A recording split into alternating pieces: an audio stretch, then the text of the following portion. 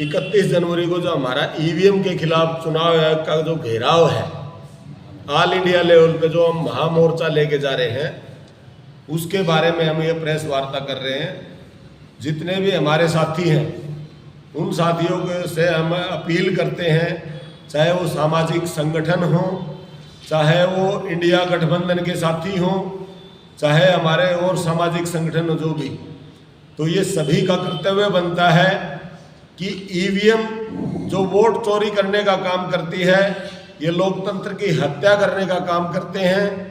तो इस लोकतंत्र को बचाने के लिए और संविधान को बचाने के लिए जितने भी हमारे साथी हैं, सभी का फर्ज बनता है कि सारे के सारे 31 जनवरी को चुनाव आयोग को घेराव के अंदर सभी मिलजुल के सभी एक दूसरे का साथ देके और ईवीएम के खिलाफ इस महामोर्चे में हमारा समर्थन करें।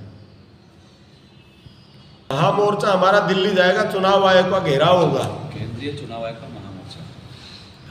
ऑल इंडिया से हमारे संगठन के साथी आएंगे और सभी के सभी चुनाव आयोग के घेराव के लिए वहाँ पे दिल्ली पहुँचेंगे। किस प्रकार की व्यवस्था की, क्या कि कहाँ से आपका काफिला निकलेगा? अलग अलग तरह का है, कोई गाड़ियों में जाएगा, कोई बस कर रखी है, कुछ साथी हमारे पहले दिन जाएंगे ट्रेन में, तो ये मतलब सारे अपने अलग अलग हिसाब से जाएंगे। मुख्य मांगे क्या है आप लोग? हाँ सर, ईवीएम से इलेक्शन नहीं होना चाहिए, बैलेट पेपर से इलेक्शन हो। और जो पहले भी प्रणाली थी, आप ये देखोगे कि अमेरिका, फ्रांस, जर्मनी, जो बड़े बड़े जो विज्ञान का वो कर रहे हैं, उन लोगों का ही मतलब ईवीएम से इलेक्शन नहीं करवा रहे। यहाँ तो 70% लोग हमारे अनपढ़ हैं, तो वोट डाला कहाँ जाता है किसी को पता ही नहीं चलता। पहले हम बैलेट पेपर से जब इलेक्शन करवाते थे तो अच्छी तरह देखते थे भी ये किसका नाम है, किस पे मोहर लगाई है, अच्छी तरह हमारे सेटिस्फाई होके और वोट हम बैलेट बॉक्स के अंदर डालते थे। और अब ऐसा नहीं है, इसीलिए हम ईवीएम के खिलाफ महामोर्चा लेके दिल्ली में चुनाव आयोग का घेराव करेंगे। देखो, चुनाव आयोग एक स्वतंत्र संस्था है, लेकिन आज चुनाव आयोग है वो मतलब जो गवर्नमेंट काम कर रही है वो उसके साथ मिलके काम कर रहा है।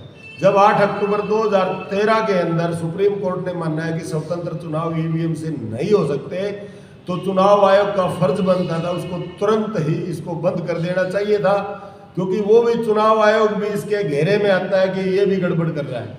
और आज आप देखोगे सुप्रीम कोर्ट के वकील और जितने भी साथी हैं, रोडों के ऊपर हर आदमी ईवीएम से इलेक्शन नहीं चाहता, लेकिन फिर भी चुनाव आयोग उस पर अड़ा हुआ है। वो कहता है कि ठीक है, पहले ये कहते हैं भी हमारे को कोई हैक करके दिखाए, अब तो सुप्रीम कोर्ट के वकीलों को देखो, आम आदमी की तो छोड़ो, उन्होंने मोर्चा निकाला दिल्ली जंतर मंतर से भी ईवीएम हम चुनाव आयोग को चैलेंज करते हैं, हमारे को 50 मशीनें दे और उनको हम हैक करके दिखाएंगे।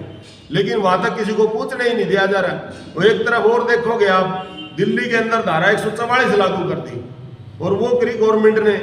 जब एक चुनाव आयोग अलग से संस्था है, तो ये जो आज की जो सरकार है, ये 144 धारा लगाने का काम चुनाव आयोग का क्यों उसका पक्ष ले रहे हो? तो उसके इसका मतलब ये है, चुनाव आयोग और आज की जो मौजूदा सरकार है, इन लोगों की आपस में मिली भगत है और मिली भगत करके ये लोगों के वोट को चोरी करके सरकार बनाने का काम करते हैं। तो इसीलिए हम ईवीएम के विरोध में महामोर्चा ऑल इंडिया से लेके जा रहे हैं। और फिर भी नहीं माना तो हमारा जो संगठन आगे का जो भी फैसला करेगा, हम उस पर अडिग रहेंगे। बोला है, लेकिन जैसे रुझान पूरे देश से आ रहे हैं, ये संख्या 5 लाख भी हो सकती है। देखिए, धारा 144 जो हमारा मोर्चा है, ये संविधान के दायरे में रहकर हम कर रहे हैं, और कोई भी ऐसी धारा नहीं होती जो लोगों के फंडामेंटल राइट, मौलिक अधिकार का हनन करे।